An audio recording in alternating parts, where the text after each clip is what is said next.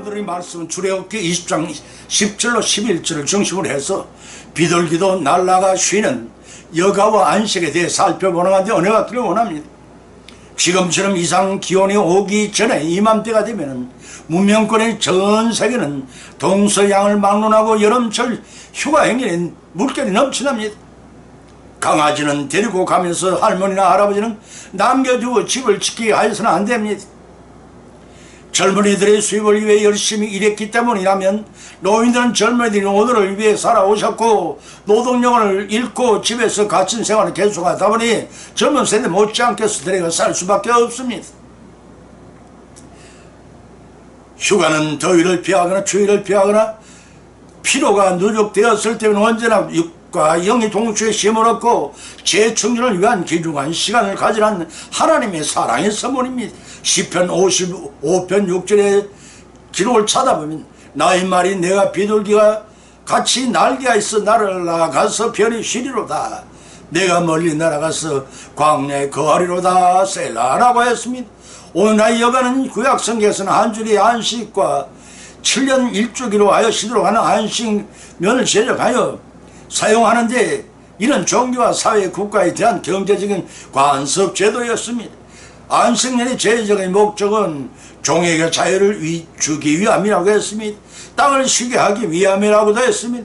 빛을 면제하기 위함이라고도 했습니다. 이를 가르쳐 구약 성경은 회년이라고 했습니다. 상징적인 의미로는 불순종에 대한 강제 징계의 일종이요 그 목적은 영원한 안식에 있었습니다. 신약시대에 와서는 적은 범주에서의 휴일이나 주일의 휴가는 사람이 쉬는 동시에 사무기거나 공정한 기회도 쉬는 날이요 개미가 쳇바퀴를 돌듯 매일같이 되풀이하는 지친 일에서 영육간에 일정 기간 쉼을 통해 일의 능력을 올리기 위한 활력소를 공급하는 기간이기도 합니다. 이렇듯 신구약 시대의 여가의 건강에 대해 성경에서 필요한 말씀을 확실히 기록하고 있습니다. 오늘의 본 말씀으로서는 첫째는 하나님께서 일한 후에 쉬셨다는 것입니다.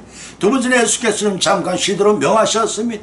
세 번째는 하나님께서 일할 의무와 쉬고 즐길 권리도 주셨습니다. 이상한 세 가지 말씀을 성경의 발차에 보면을 삼고 상고하는 가운데 피차에 은혜받고 신선을 하심으로써 복을 받는 귀한 시간이 되시기를 예수님의 이름으로 간절히 축원을 드립니다. 첫 번째는 하나님도 일하신 후 쉬셨습니다. 본문의 말씀 출애굽기 20장 9절 11절을 찾아보면 여세 동안은 힘써 내 모든 일을 행할 것이나 제7일은 너희 하나님 여호와의 안식일인즉 너는 네 아들이나 네 딸이나 네 종이나 여종이나 네 육축이나 네 모난에 유하는 객이라도 아무 일도 하지 말라. 이런 여세 동안 나 여호와가 하늘과 땅과 그 가운데 모든을 만들고 제7일이라 쉬었습니다. 그러므로 나 여호와가 안식일을 복되게 하여 그날을 거룩하게 하느니라 하고 하셨습니다. 본문의 말씀은 십계명 중 네 번째 계명입니다. 이 계명은 안식일 준수와 관련되어 있습니다.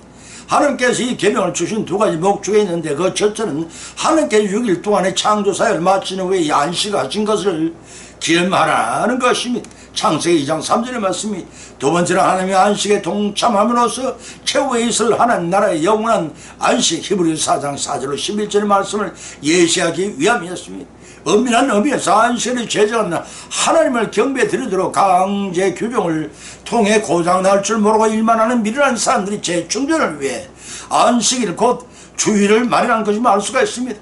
참으로 크고 높고 넓고 깊어서 청량할 길 없는 하나님 사랑을 깨달을 수가 있습니다. 자식을 잘 키워 결혼시키고 잘 살 수 있도록 배려하는 양심 부모의 최선을 다하는 심정같이 인간을 향하시는 하나님의 사랑은 이 생을 훨씬 능간 최상의 영생을 위한 사랑임을 알 수가 있습니다. 본문 9절을 보면 여세 동안은 힘써 내 모든 일을 행할 것이니라 하고 전제하고 계십니다. 이 말씀을 통해 흔히 생각하기를 안식일의 준수는 안식일이 당연히만 관련되는 것으로 이해하기 쉽지만 그렇지 않음을 알 수가 있습니다. 그것은 하나님께서 여섯 동안 천지 만물의 창조 사역에 몰두하셨듯이 성도는 여섯 동안은 자신에게 충실하여 거룩한 안식일을 지키도록 하명하신 의미를 준수하라는 것입니다. 보면 10절에서는 부모 자식 간의 남녀 종들에게까지 모든 물론이고 네 육축이나 네 문 안에 있는 유하는 객이라도 할 아무 일도 하지 말라고 하시는 명령입니다. 여기서 육축이나 하나님이 백성의 집에 기르는 각종 가축들인데 그것에까지 안식을 준수하도록 하라는 말씀인 것입니다. 홍수 심판대 하나님께서 무지개 언약을 하시면서 육종에 대해서 언약을 포함시키심을 우리는 찾아볼 수가 있습니다. 창세기 9장 9절로 11절 기록하기를 내가 내 언약을 너희와 너희 후손과 함께한 모든 새와 육축과 땅의 모든 생물에게 세우리니 방주에서 나온 모든 것 곧 땅의 모든 짐승에게니라고 하셨고, 요나서 4장 11절에서는 이스라엘 괴롭히는 아수르 수도에 가서 복음 전파할 사명을 거부하는 요나에게 하물며 큰 성읍 니느웨의 좌우를 알지 못하는 자가 12만여 명이요 육축도 많이 있나니 내가 아끼는 것이 어찌 합당치 아니하냐라고 하신 말씀에 드러나고 있습니다. 이 육축은 사람과 동일한 위치에 오르는 말씀이 아니라 사람이 살아가는데 필요한 육축을 보호하여 사람에게 풍요한 삶을 선물하기 위한 차원에 있음을 알 수가 있습니다. 그래서 보면 말미에서는 육축은 물론 이 안에 유하는 곧 이방인들까지 아무 일도 하지 말라고 하였습니다. 경중에 관계없이 자기 자신의 소욕을 만족시키기 위한 모든 사소한 노동까지도 포함하여 일하지 말라는 것입니다. 따라서 안식일에는 생계나 오락 등의 개인을 위한 어떠한 사소한 일도 거부한다는 것입니다. 그러나 이 규례가 사랑의 건강 선행조차도 거부한 것이 아니면 알 수가 있습니다. 마태복음 8장 14절 15절에 예수께서 베드로의 집에 들어가서 그의 장모가 10병을 안 누운 것을 보시고 고쳐 주셨으며, 마태복음 12장 1절 8절에 의하면 시장한 제자들이 밀밭살이를 지나며 이삭을 잘라놓은 것을 금하지 않으셨습니다. 또한 하나님께서는 천지 만물을 창조하시되 인간이 살기 최적의 환경과 최고의 행복을 누릴 수 있도록 제사의 여건을 조성하신 후에야 인간을 창조하신 것만으로도 얼마나 인간을 사랑하셨는가를 짐작할 수가 있습니다. 이런 천지 창조의 사연을 마치시고 제정하신 안식일은 하나님의 은혜를 기념하는 경배의 날이기도 하지만 그다른 인간의 안식을 복되게 하시기 위해 제정하신 축복의 날에는 살펴하셔야 합니다. 이제 여가의 근거가 어디에 있는지를 참여하셨으면 그것은 하나님께 힘으로 인간들에게 쉼을 주기 위한 고차원의 하나님의 축복이심을 알고 감사와 참회의 영광을 돌려드림으로써 축복받는 삶을 이루나가시를 예수님 이름으로 간절히 축을 드립니다. 두 번째는 예수님께서도 잠깐 쉬시도록 명하셨습니다. 마가복음 6장 30절로 31절을 쳐다보면 사도들아 예수께 모여 자기들을 행한 것과 가르친 것을 나누고 구하니, 사도들이 예수님께 모여 자기들이 행한 것과 가르친 것을 나누고 구하니 이러시되 너희는 따로 한적한 곳에 와서 잠깐 쉬어라 하시니 이런 오고 가는 사람이 많아 음식 먹을 겨를도 없음이라고 했습니다. 본문의 말씀 둘씩장을 저 파수에서 제자들이 가버나움으로 돌아와 주님을 만나 그들의 성공적으로 전도여행을 마치고 돌아온 보고에 예수님께 제자들에게 위로하신 말씀입니다. 여기서 제자들은 사도를 헬라어 아포스톨라스라고 하는데 표현한 것은, 이렇게 표현한 것은 부여된 임무와 성격을 밝히기 위한 호칭일 수가 있습니다. 또 본일에서 모여라는 헬라어 신 아콘타이라는 말은 당시 복음 전파를 마치고 돌아온 제자들의 상황을 기록함으로써 생동감이 더하는 생생한 당시의 모습을 나타내주길 표현입니다. 예수님께서 복음을 전도 사역을 무사히 마치고 귀하는 제자들을 허무하고 따스한 눈길로 반겨주며 본문에 이렇게 말씀하신 바 계십니다. 따로 한적한 곳에 쉬어라. 여기서 한적한 곳이란 갈릴리 큰 도시였던 가버나움 건너쪽에 있어 다른 사람이 방해를 받지 않고 갈 수 있는 따로 떨어진 지역고 휴식지를 말합니다. 마태복음 1장 35절 찾은 새벽 오이도 미명의 예수님께 일어나 한적한 곳으로 가서 거기서 기도하시던 이러한 말씀을 통해서 하나님께 기도드리며 쉼을 얻고 계신 것을 알 수가 있습니다. 인생을 지니신 예수님께서 자신의 지상 사역을 수행하면서도 기도와 함께 휴식할 수 있는 시간을 필요로 하시던 것처럼 쉴 새 없이 전도 활동에 심신이 지친 제자들에게 휴식이 필요해 하셨던 것을 아셨던 것입니다. 그래서 주님은 제자들과 사역에 관해 잠시 토론하신 후 다음 임무를 위해 그들을 재충전할 힘을 주셨던 것입니다. 본질에서 예수님께서는 제자들을 향하여 쉬어라, 헬라어 아나파우사스 데라는 말은 충분한 육체의 힘을 취하는 것뿐 아니라 영적으로 새로운 힘을 공급받도록 하라는 의미를 또 포함되어 있는 말입니다. 경무를 치는 이치와 반성을 하며 더 좋은 미래를 위해 정신력을 제공한다는 점에서도 반드시 필요한 것입니다.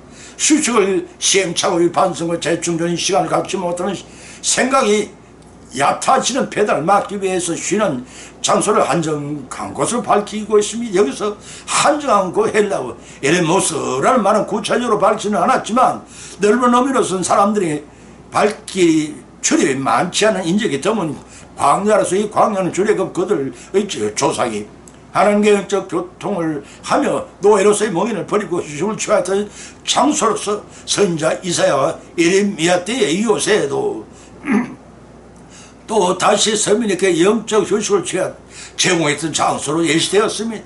다시 말해서 하나님의 임재와 보호의 상정이었던 구름 기둥과 불기둥 대신 하나님이신 예수님의 직접적인 임재로 만나 대신 참되이신 주님의 과거 선지자들의 약속을 성취하시기에 이 광야는 영적 육적 휴식처가 필요될 수가 있었던 것이기 때문에 본문에서는 예수님께서 굳이 그곳으로 휴식처로 삼도록 명하신 것은 오고 가는 사람이 많아서 음식을 먹을 겨를도 없음이라고 본주를 말미에 부언하셨던 것입니다. 부언한 이 내용을 말씀은 6월절이 다가와 예루살렘을 향하는 자들과 예수님의 명성을 듣고 인산인을 이룬 수많은 군정들이 모여 들었으므로 한가롭게 음식을 먹을 경황이 없을 만큼 분주한 상황이었다는 뜻이기도 합니다. 이제 이어가 이 근거가 무엇이가 자명했습니까? 그것은 예수님께서 복음 전파 사역을 마치고 돌아온 제자들에게 다시 사역을 감당하기 위해 잠깐 쉬도록 명하신 것입니다. 맡긴 사역을 더욱 잘 감당하기 위해서 재충전이 필요함을 아셨다는 뜻입니다. 오늘날 우리 성도들도 대망의 재림주님께서 오실 날에 임명한 이때임을 자각해야 합니다. 심신이 피곤한 어려운 삶이라고 핑계대지 말고 언제 부르실 때로 잘 쓰임받을 수 있도록 재충전의 쉼을 통해 유비무한의 믿음이 되어야 합니다. 그래야 언제든 쓰임받은 축복을 우리 모두 다 이루어 누리시기를 예수님 이름으로 축원드립니다. 세 번째는 하나님께서 일할 의미와 쉬고 즐길 권리를 주었습니다. 본문의 말씀 전도서 5장 19절 8장 15절을 쳐다보면 어떤 사람이든 하나님이 재물과 부여를 주사 능히 누리게 하시면 분복을 받아 쉬우고 함으로 즐겁게 하신 것은 하나님의 선물이라. 내가 희락을 청하노니 이는 사람이 먹고 마시고 즐거워하는 것보다 헤아려서 나은 것이 없음이라. 하나님의 사람을 헤아려서 살게 하신 날 동안 수고하는 중에 이것이 항상 함께 있을 것이라. 그 전도서 8장 15절에 밝혀 있습니다. 사람이 일생에 태어나고 일하고 먹고 마시다가 늙고 병들어 어느 날 죽는 것이라면 너무나도 험한 것이 인생이라 할 것입니다. 보면은 하나님께서 이스라엘 사람들은 누구든지 하나님은 주신 것을 먹고 마시며 수고하는 중에 낙을 누릴 수 있도록 하신 것이 거의 분복이라 했습니다. 분복이는 하나님이 각 사람이 나누어주신 타고난 복을 가리킵니다. 공의 하나님이 전도서 기자의 본문 19절을 통해 말씀하시기를 어떤 사람이든지 재물과 부여를 능히 누리게 하시면 분복을 받는 것이 하나님의 선물이라고 하였습니다. 이 말씀의 뜻 하나님께 모든 사람에게 예외 없이 행복을 누릴 수 있을 만큼의 행복을 나눠주신다는 것입니다. 다시 말해서 절대 주권자이신 하나님께서 각자에게 허락하신 몫을 가지고 그 안에서 하나님 정하신 섭리를 따라 행할 때 참된 행복을 향유할 수 있는 것입니다. 그러나 이 세상에는 하나님께서 각자에게 나눠주신 충분한 분복으로만 만족하시니 아니하고 탐욕을 부리는 자들이 무수하다는 것입니다. 그러한 자들은 옳지 못한 방법으로 얻은 것을 통하여 행복을 누리려다가 결국은 쓰라린 실패를 맛보게 됩니다. 때문에 인간이 진정으로 추구하는 참된 행복을 누릴 수 있는가의 여부는 하나님께 진행하신 섭리에 의한 순종 여부에 달려있다는 것입니다. 공의 하나님께서 주신 분복을 가리켜 본절 말미에서 하나님 선물이라고 밝히셨습니다. 전도사는 모든 인간들이 각자의 행복을 누릴 수 있도록 충분한 분복을 주신 것은 물론 그런 분복의 만수가 그 분복을 주신 하나님의 섭리를 인정함으로써 궁극적인 복을 누릴 수 있다는 것까지가 하나님의 선물이라 했습니다. 이런 인간의 삶 전체가 전적으로 하나님의 주관 아래에 있는 것임을 정확한 것임에 따라서 하나님께서 각자의 분복을 주신 것은 소유하기만 하라고 주신 것이 아니고 향유하라는 것입니다.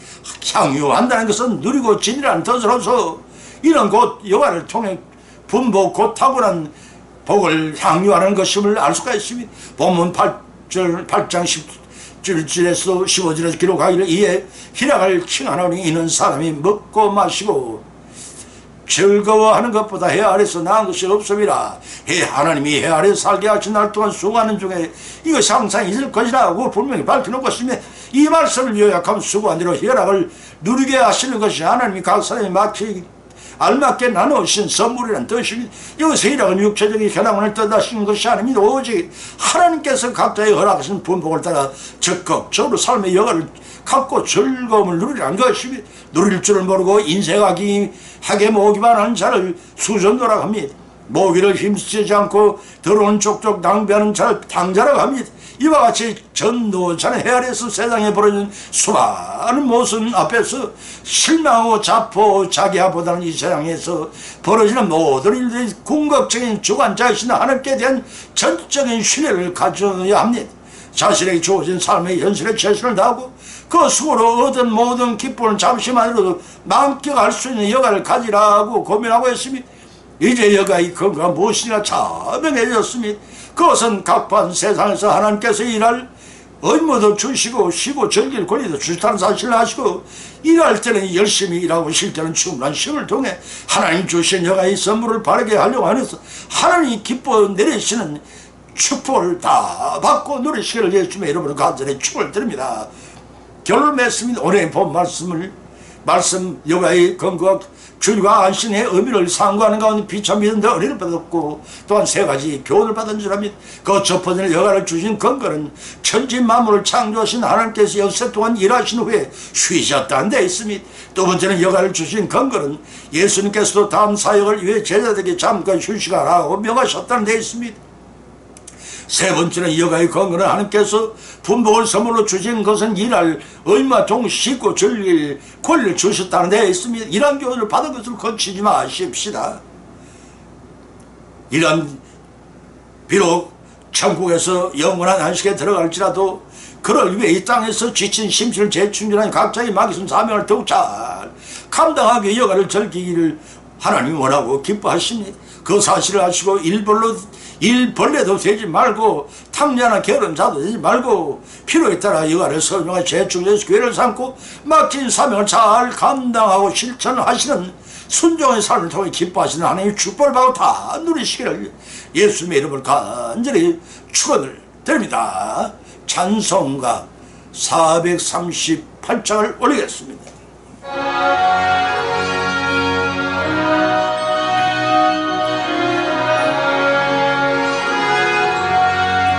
내 영혼이 온종 입어 중한 죄실 받고 보니 슬픔 많아 이 세상도 천국으로 화도다.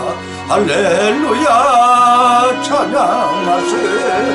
내 모든 죄 사함받고 주 예수님과 동행하니 거지나 하늘나라 주님 얼굴 뵙기 전에 멀리 맺은 하늘나라 내 마음속에 이루어지니 날로 가깝도다.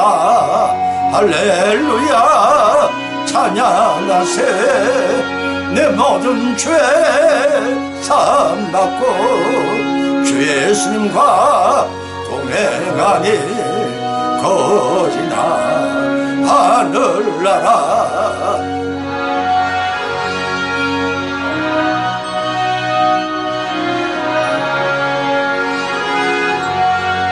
높은 산이 거친 들이 조막이나 궁궐이나 내 주님 예수님 모신 곳이 거리나 하늘나라 할렐루야 찬양하세 내 모든 죄 사함받고 주 예수님과 동행하니 거리나 하늘나라. 아멘.